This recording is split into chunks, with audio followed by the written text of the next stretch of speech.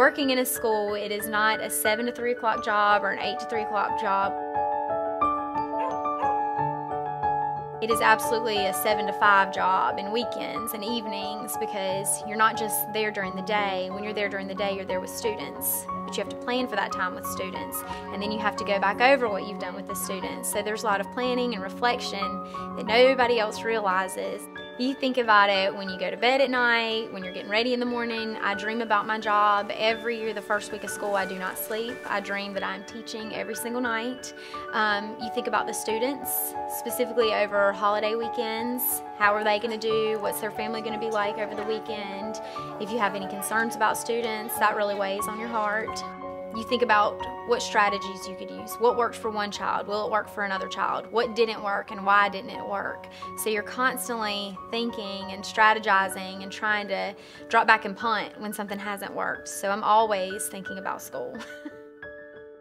A lot of times people think about getting students to the benchmark or getting students towards the goal set by the school system or the government or whoever, but the bottom line is students are not widgets in a factory. They're individuals, and everybody is different. They come in on a different level, they go out on a different level, so we're constantly striving for growth.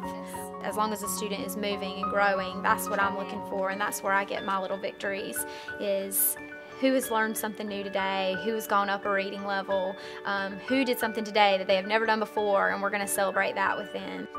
Everybody's different. Our ultimate goal is to prepare them for where they need to be, to live and work in the real world.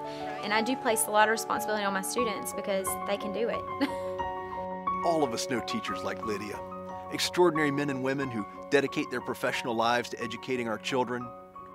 Lydia talked about how classrooms are places of constant innovation.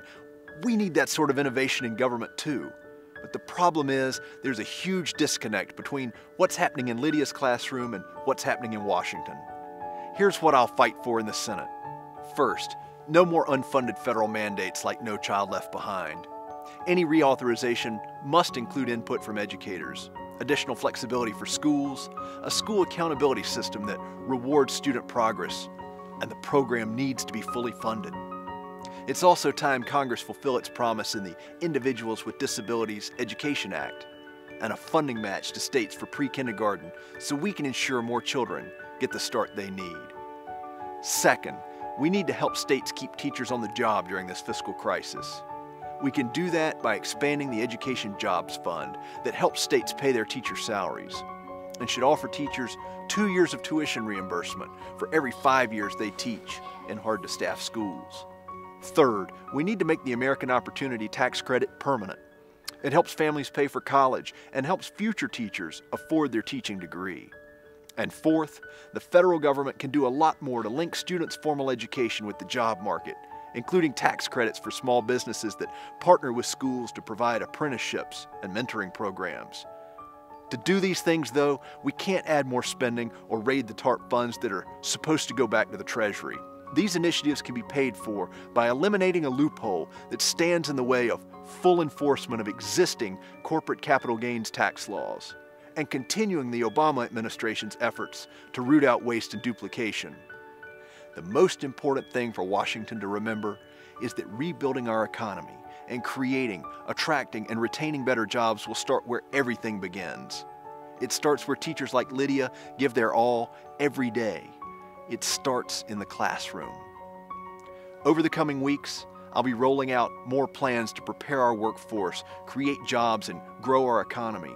And we'll be telling more stories like Lydia's, real North Carolinians who are rising above tough times and showing the true character of our state.